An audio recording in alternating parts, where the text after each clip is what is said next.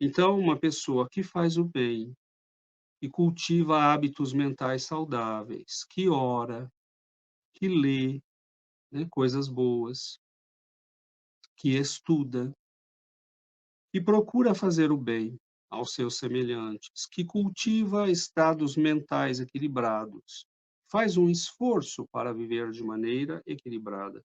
Esta pessoa tem uma alta tendência a não desenvolver doenças ou a disparar processos que vão levar a doenças que ela traz potencialmente consigo.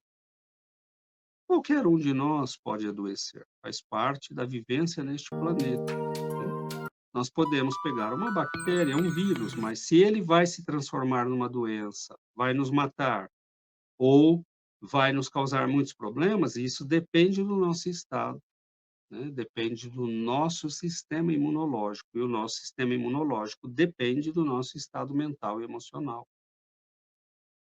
Nós já sabemos, a ciência já sabe disso, os estudos já são muito numerosos a esse respeito, né? As relações entre o nosso psiquismo e o aparecimento de doenças ou a recuperação após uma cirurgia, por exemplo, nós sabemos, né, já há pesquisas que mostram que as pessoas que oram, que têm hábitos de oração, de pensamento elevado, de cultivo do bem, se recuperam de uma maneira muito mais rápida, né. Nós temos um amigo que ele diz, né, comentando uma vez uma cirurgia, né, de uma pessoa conhecida nossa, ele falou, cirurgia com, né, os benfeitores, cirurgia sem os benfeitores, cirurgia com a prece, cirurgia sem a prece. Então, a própria ciência, né, já identificou isso. Nós sabemos que pessoas que oram se recuperam muito mais rápido, adoecem muito menos, né, que os outros. Hã, Nós vemos isto provado cientificamente, né, há pesquisas que mostram tudo isso.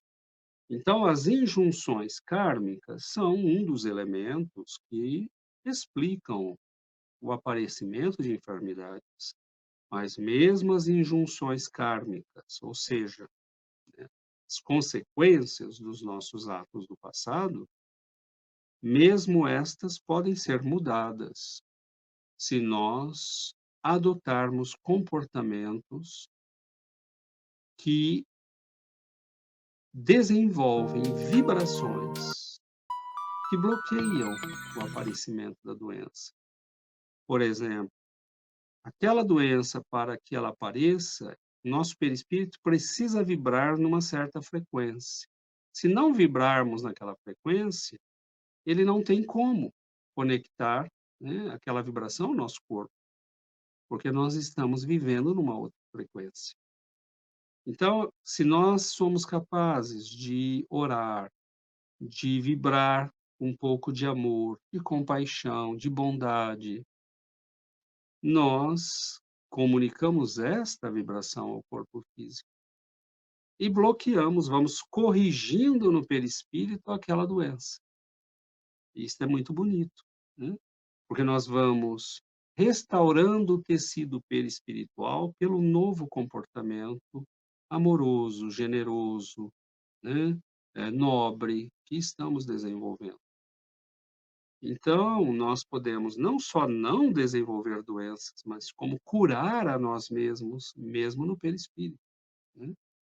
Então, cumprir os nossos deveres, fazer aquilo que a providência divina espera de cada um de nós, seguir as orientações dos nossos benfeitores através dos imensos, né, ensinos e livros que temos, a quantidade de recursos espirituais que temos, o trabalho do passe, da água fluida, tudo isso nos ajuda a manter um equilíbrio energético vibracional e impede o aparecimento de doenças.